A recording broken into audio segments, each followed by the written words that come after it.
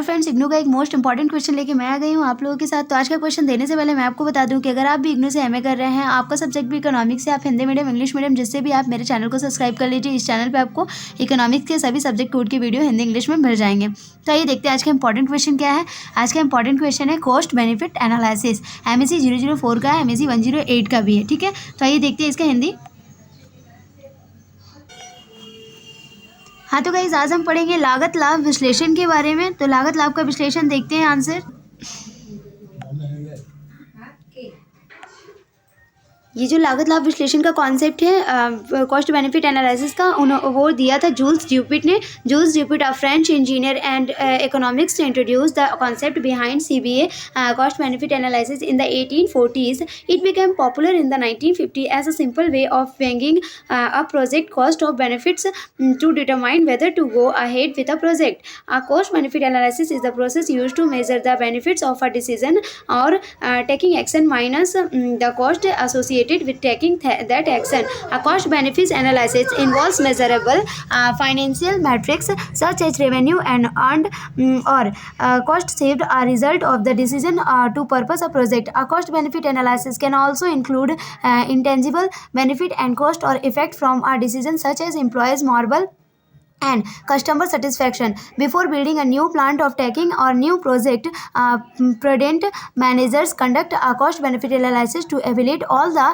potential cost and revenue that a company might generate from the project. The outcome of the analysis will determine whether the project is financially feasible or if the company should purchase another project.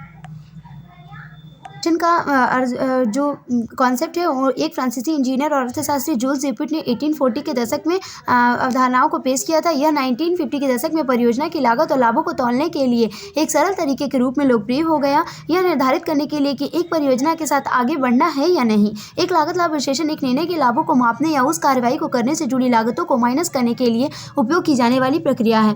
एक लागत लाभ विश्लेषण में औसत दर्जे का वित्तीय matric शामिल होता है, जैसे कि राजस्व अर्जित या किसी परियोजना को आगे बढ़ाने के निर्णय के परिणाम स्वरूप बचाया गया लागत। एक लागत लाभ विश्लेषण में अमूर्त लाभ और लागत या प्रभाव शामिल हो सकते हैं, जैसे कि कर्मचारियों के मनोबल और ग्राहकों की संतुष्टि।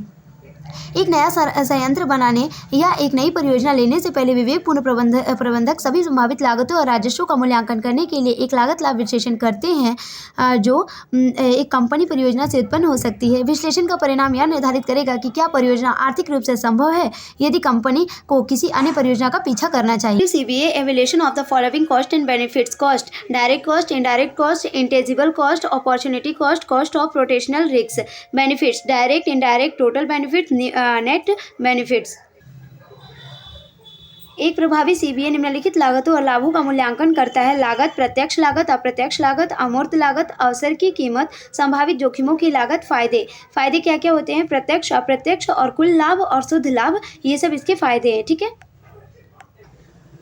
Follow these steps toward cost benefit analysis. Step 1, brainstorm cost and benefits. First, take time to brainstorm all of the cost associated with the project and make a list of these. Then do the same for all of the benefits of the project. Step 2, assign a monetary value of the cost. Cost included the cost of physical resources needed as well as the cost of human effort involved in all phases of a project. Costs are often relatively easily to estimate compared with revenues. Step 3, assign a monetary value of the benefits. This step is less straightforward than step 2. Firstly, is to be often very difficult to predicate revenue accuracy, especially for new product. Secondly, along with the financial benefits that you anticipated, there are often intangible or soft benefits that are important outcomes of the project. Step 4, compare cost and benefits. Finally, compare the value of the cost of the value of your benefits and use these analysis to decide your course of action. To do this, calculate your total cost and your total benefits and compare the two value to determine whether your benefits outcomes your cost. लागत लाभ विश्लेषण करने के लिए इन चरणों का पालन करें। चरण 1, मंथन, लागत और लाभ। सबसे पहले परियोजना से जुड़ी सभी लागतों पर विचार मंथन करने के लिए समय निकालें और इनकी एक सूची बनाएं। फिर परियोजना के सभी लाभों के लिए एक ऐसा ही करें। चरण 2, लागतों के लिए एक मौद्रिक मूल्य निर्दिष्ट करें। लागत में आवश्यक भौतिक संसाधनों की लागतों के साथ साथ परियोजना के सभी चरणों में शामिल मानव प्रयास की लागत शामिल है। लागत का अनुमान लगाना अक्सर अपेक्षाकृत आसान होता है राजस्व की तुलना में। चरण 3, लाभ के लिए एक मौद्रिक मूल्य निर्दिष्ट करें। यह चरण दूसरे चरण की तुलना में कम सीधा है। सबसे पहले विशेष रूप से नए उत्पादों के लिए राजस्व की सटीक भविष्यवाणी करना अक्सर बहुत मुश्किल होता है।